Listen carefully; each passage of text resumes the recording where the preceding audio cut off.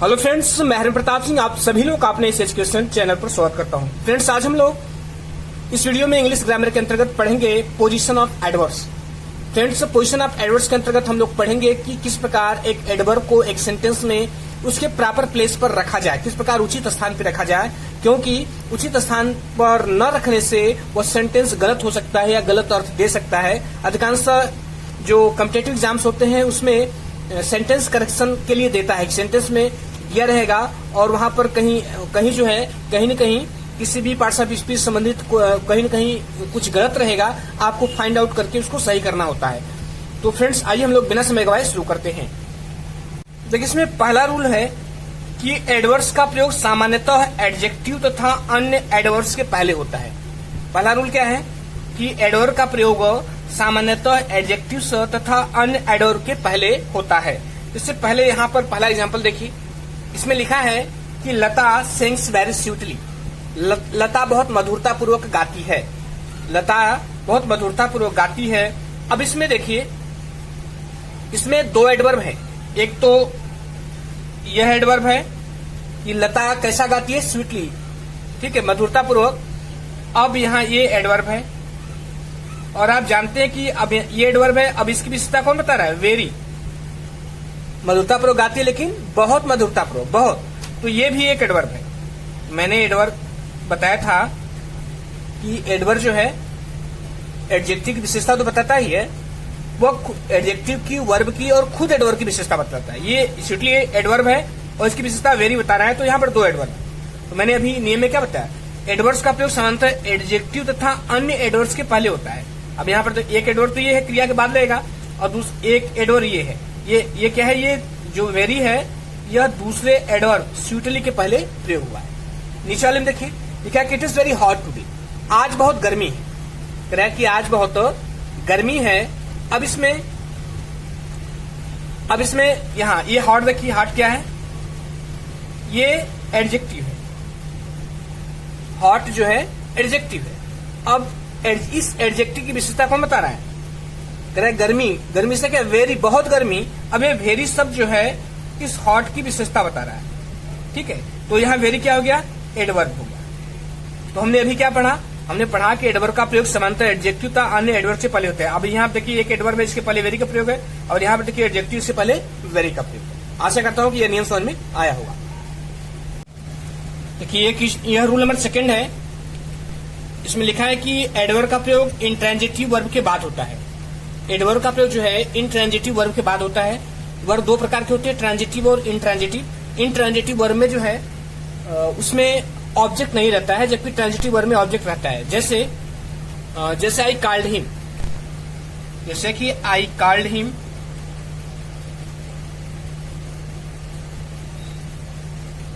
और इसमें कॉल्ड जो है ये ट्रांजिटिव वर्ब है। ये ट्रांजिटिव वर्ब है क्योंकि इसमें ऑब्जेक्ट है, ये ऑब्जेक्ट है। जबकि ही स्लेप्ट, वह सो गया, इसमें ये जो वर्ब है वह इंट्रांजिटिव वर्ब है। वह जो है इंट्रांजिटिव है क्योंकि इसके बाद कोई ऑब्जेक्ट नहीं है। तो रूल में यही लिखा है कि एडवर्ब का प्रयोग इंट्रांजिटिव वर्ब के बाद होता है। जैसे पहला देखिए, ही स्पोक लाउडली, वह जोर से बोला। अब इसमें देखिए ये जो स्पोक है ये वर्ब है, और कैसा वर्ब है, ये इंट्रांजिटिव वर्ब है क्योंकि इसमें ऑब्जेक्ट नहीं है। अब यहाँ पर ये लाउडली जो है ये एडवर्ब है। तो अब यहाँ पर लाउडली का प्रयोग जो है इंट्रांजिटिव वर्ब के बाद हुआ है ना। यहाँ पर है ही स्पोक लाउडली, वह जोर से बोला, क्योंकि यह एडवर्ब है, क्योंकि यह जो स्पोक क्रिया है इसकी विशेषता बता रहा है। उससे दूसरे में देखिए, यू केम लेट, तुम देर से आए। अब इसमें देखिए केम है, ये इंट्रांजिटिव वर्ब है, और यहाँ जो एडवर्ब का प्रयोग हुआ है ये इसके बाद हुआ है। थर्ड देखिए, सी डाइड साउंडली। अब यहाँ डाइड इंट्रांजिटिव वर्ब है क्योंकि इसमें ऑब्जेक्ट नहीं है, और ये साउंडली जो है एडवर्ब है, और ये इसके बाद प्रयोग हुआ है। नीचे वाले में आई स्लेप्ट साउंडली, और इसमें स्लेप्ट जो है ये इंट्रांजिटिव वर्ब है क्योंकि इसमें ऑब्जेक्ट नहीं है, और साउंडली जो है ये एडवर्ब है, और यहाँ पे एडवर्ब का प्रयोग जो है इंट्रांजिटिव वर्ब के बाद हुआ है। तो फ्रेंड्स, हमने रूल में यही पढ़ा कि एडवर्ब का प्रयोग इंट्रांजिटिव वर्ब के बाद होता है। रूल नंबर 3 है कि एडवर्ब का प्रयोग ट्रांजिटिव वर्ब प्लस ऑब्जेक्ट के बाद होता है। फ्रेंड्स रूल नंबर थर्ड है कि एडवर्ब का प्रयोग ट्रांजिटिव वर्ब प्लस ऑब्जेक्ट के बाद होता है। जैसे यहाँ पर देखिए ये एग्जांपल फर्स्ट है कि सी अटैक्ड हर एनिमी बोल्डली, कह रहा है कि उसने अटैक आक्रमण कर दिया हर एनिमी अपने शत्रु पर बोल्डली बहादुरी पूर्वक, उसने जो है अपने शत्रु पर बहादुरी पूर्वक आक्रमण कर दिया। अब इसमें देखिए इसमें ट्रांजिटिव वर्ब कौन है, ये अटैक्ड है। ट्रांजिटिव वर्ब इसलिए है क्योंकि इसमें ऑब्जेक्ट है, ठीक है, ये जो है ये ट्रांजिटिव वर्ब है और ये क्या है, ये ऑब्जेक्ट है।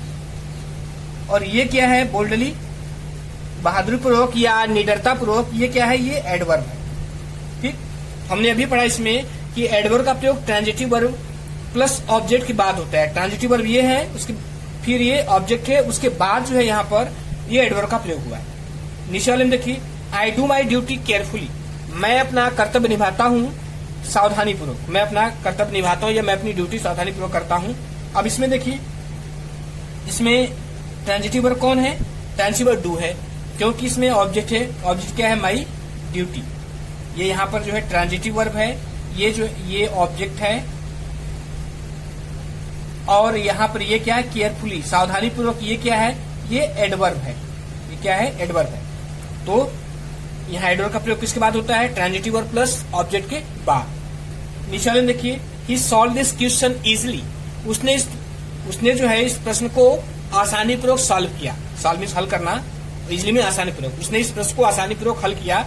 अब इसमें देखिए ट्रांजिटिव वर्ब कौन है, ये सॉल्व है, ये ट्रांजिटिव वर्ब है। क्यों ट्रांजिटिव वर्ब है, क्योंकि इसमें ऑब्जेक्ट है। ऑब्जेक्ट कौन है, दिस क्वेश्चन है, ये ऑब्जेक्ट है। और ये इजिली आसानी पूर्वक, ये क्या है, ये एडवर्ब है। यहाँ पर एडवर्ब का प्रयोग कहाँ हुआ है, यहाँ पर ट्रांजिटिव वर्ब प्लस ऑब्जेक्ट के बाद हुआ है। अब आइए नेक्स्ट रूल देखते हैं। यहाँ पर नेक्स्ट रूल है कि एडवर्ब का प्रयोग ऑक्सिलरी वर्ब तथा मेन वर्ब के बीच में होता है। फ्रेंड्स ये रूल है चौथा कि एडवर्ब का प्रयोग ऑक्सिलरी वर्ब तथा मेन वर्ब के बीच में होता है। जिससे नीचे यहाँ पर एग्जाम्पल लिखा है, पहला कि और पब्लिशर इज हाईली ऑनर्ड, पहला कि हमारा जो प्रकाशक है वो हाईली ऑनर्ड, अत्यधिक सम्मानित व्यक्ति है, इसका अर्थ ये होगा। अब यहाँ पर देखिए ये यहाँ पर इज जो है ये क्या है, ये ऑक्सिलरी वर्ब है, ये ऑक्सिलरी वर्ब है। और यहाँ पर ऑनर्ड क्या है, ऑनर्ड जो है ये मेन वर्ब है, क्या है, मेन वर्ब है। और ये हाईली क्या है, ये हाईली जो है ये एडवर्ब है। ठीक है, तो हम लोगों ने अभी रूल पढ़ा कि एडवर्ब का प्रयोग कहाँ होता है, ऑक्सिलरी वर्ब या ऑक्सिलरी वर्ब है और तथा मेन वर्ब के बीच में, और ऑनर्ड मेन वर्ब है, इसके बीच में हाईली ये एडवर्ब का प्रयोग हुआ है। दूसरा एग्जांपल देखिए, दूसरे में कि he will certainly miss her, वह निश्चित रूप से उसे मिस करेगा, याद करेगा, मिस करेगा। अब यहाँ पर देखिए इसमें ऑक्सिलरी वर्ब कौन है, ये ऑक्सिलरी वर्ब। मेन वर्ब कौन है, ये मिस करना, ये मेन वर्ब है। और इसमें एडवर्ब कौन है, इसमें एडवर्ब सर्टनली है, ये एडवर्ब। यहाँ एडवर्ब जो है किसके बीच में हुआ है, ऑक्सिलरी वर्ब और मेन वर्ब के बीच में। ये एग्जांपल नंबर 3 देखिए, सी हैज ऑफन टोल्ड दिस, उसने प्राय यह बात बताई है, उसने प्राय यह बात बताई, ऑफन मीन्स प्राय होता है। अब इसमें ऑक्सिलरी वर्ब कौन है, इसमें ऑक्सिलरी वर्ब क्या है, हैज है। मेन वर्ब कौन है, इसमें मेन वर्ब टोल्ड है। और इसमें एडवर्ब कौन है, इसमें ऑफन एडवर्ब है। इसमें ये एडवर्ब का प्रयोग कहाँ हुआ है, ऑक्सिलरी वर्ब तथा मेन वर्ब के बीच में। देखिए ये नेक्स्ट रूल है कि एडवर्ब का प्रयोग दो ऑक्सिलरी वर्ब्स के बीच होता है। एडवर्ब का प्रयोग दो ऑक्सिलरी वर्ब्स के बीच होता है। जैसे यहाँ पर देखिए फर्स्ट एग्जांपल है, he will always be happy, वह सदैव खुश होगा।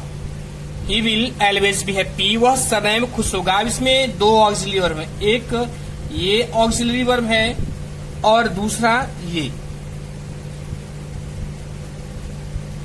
यहाँ दो ऑक्सिलरी वर्ब है, will be, shall be, has been, have been, had been. ये तो कुछ ऐसे होते हैं जहां पर दो ऑक्सिलरी वर्ब होते हैं। तो जो एडवर्ब होगा वह हमेशा उनके बीच में प्रयोग हुआ, एडवर्ब का प्रयोग दो ऑक्सिलरी वर्ब के बीच में होता है, ये ऑलवेज में ये एडवर्ब है।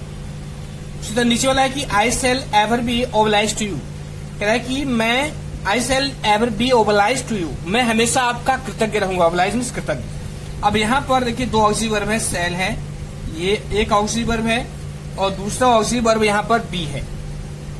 ठीक है, अब इन दोनों के बीच में एडवर्ब एवर का प्रयोग हुआ है। यहाँ पर एवर जो है एडवर्ब है, तो एडवर्ब का प्रयोग कहाँ होता है? दो ऑक्सिलरी वर्ब के बीच होता है। ठीक, जैसे विल और बी के बीच में, यहाँ शैल और बी के बीच में। देखिए यहाँ पर नेक्स्ट रूल है, लिखा है कि एडवर्ब ओनली, मैरली, सोलली तथा चीफली का प्रयोग उस वर्ड के पहले होता है जिसको यह मॉडिफाई करता है। इस केस में ओनली के पोजीशन के मुताबिक सेंटेंस का अर्थ बदल जाता है। देखिए कहने का तात्पर्य है कि जो एडवर्ब ओनली है, मैरली है, सोलली है और चीफली, इनका प्रयोग जो है उस शब्द के पहले होता है जिसको मॉडिफाई करते हैं। और ऐसी स्थिति में ओनली का जो प्रयोग है उसके पोजीशन के अनुसार, वह जिस स्थान पर रखा जाता है, भिन्न स्थान पर रखा जाता है जिसको मॉडिफाई करता है, तो उसके अनुसार सेंटेंस का पूरा अर्थ बदल जाता है। जैसे पहला देखिए, पहला एग्जाम्पल है कि only he gave me 5 rupees. पहली बात कि यहाँ पर जो ओनली का प्रयोग है ये ही को मॉडिफाई कर रहा है, इसलिए इसके पहले प्रयोग है। तो ओनली हो, चाहे मैरली हो, चाहे सोली हो, चाहे चीफली हो, सभी जो है उसके पहले प्रयोग होंगे जिसको, जो शब्द के पहले प्रयोग होंगे जिसको मॉडिफाई करता है। यहाँ पर ओनली जो है ही को मॉडिफाई कर रहा है, तो इसके पहले प्रयोग है। अब देखिए इसका अर्थ क्या कि only he gave me 5 rupees, कह रहा है कि केवल उसने ही मुझे 5 रुपए दी। इसका कहने का मतलब क्या है? इसका कहने का मतलब ये है कि he and nobody else gave me. इसका मतलब है कि केवल उसने मुझे 5 रुपए दिए और किसी ने नहीं दिया। ये जो पहला अर्थ है इसमें ये कहना चाह रहा है कि ओनली ही, केवल उसने जो है गेव मी 5 रुपए, मुझे 5 रुपए दिए, मतलब उसका कहने मतलब उसने दिए कि और किसी ने नहीं दिया। जबकि दूसरे में देखिए, अब यहाँ पर ही ओनली गेव मी 5 रुपीज, ही ओनली गेव मी 5 रुपीज। अब इसका अर्थ बदल गया है। अब यहाँ भी ये कहना चाह रहा है कि उसने मुझे केवल 5 रुपए दिए और कुछ नहीं किया। इसमें जो है दूसरे वाले में ये कहना चाह रहा है कि he merely gave me 5 rupees and did nothing else for me. इसमें कह रहा है कि he merely gave 5 rupees and did nothing else for me. उसने मुझे इसका कहने मतलब है कि उसने मुझे केवल 5 रुपए दिए और मेरे लिए कुछ नहीं किया। जबकि नीचे वाले में देखिए, नीचे वाले में कि he gave only me 5 rupees, he gave only me 5 rupees. इसमें क्या कर रहा है कि उसने केवल मुझे 5 रुपए दी। यहाँ ओनली जो है मी को मॉडिफाई करा है, उसने केवल मुझे 5 रुपए दिए, मतलब और किसी को नहीं दिया। इसमें यह कहना चाह रहा है कि he gave 5 rupees to me and nobody else. उसने केवल मुझे 5 रुपए दिए और किसी को नहीं दिया। चौथा है कि he gave me only 5 rupees. उसने मुझे केवल 5 रुपए दिए, उसने मुझे केवल 5 रुपए दिए, मतलब और ज्यादा नहीं दिए। उसने केवल मुझे 5 रुपए दिए और ज्यादा नहीं दिए। यहाँ पर ये वाला दोनों में थोड़ा सा कंपेयर देखिए, ये दो, ठीक है, ये वाला और ये, इन दोनों में थोड़ा इसके अर्थ में अंतर देखिए। इसमें ये कहना चाह रहा है कि ओनली गेव मी 5 रुपीज, उसने मुझे केवल 5 रुपए दिए, उसका कहने मतलब है केवल 5 रुपए दिए और मेरे लिए कुछ नहीं किया। जबकि नीचे वाले का अर्थ है कि गेव मी ओनली 5 रुपीज, उसने मुझे केवल 5 रुपए दिए, मतलब इससे ज्यादा नहीं दिया। तो फ्रेंड्स ये 6 रूल थे एडवर्ब के पोजीशन ऑफ एडवर्ब से संबंधित। फ्रेंड्स अभी बहुत सारे, इसमें बहुत ब्रॉड है, कॉम्पिटिटिव एग्जाम की दृष्टि से बहुत ही ब्रॉड है ये। और ये हमको लगता है कि अगर हम जो वीडियो आज बनाए हैं जितने समय का, कम से कम 20-25 पार्ट में कंप्लीट होगा। तो फ्रेंड्स आप लोग हमारे साथ बने रहिए और हर एक पार्ट को मैं जो अपलोड कर रहा हूं उसको देखते रहिए। निश्चित रूप से आपका नॉलेज इंप्रूव होगा और परीक्षा में, एग्जाम में आप निश्चित रूप से ये लाभदायक सिद्ध होगा। तो फ्रेंड्स वीडियो समाप्त करने से पहले मैं आपको एक बार फिर से धन्यवाद देता हूं। Thank you.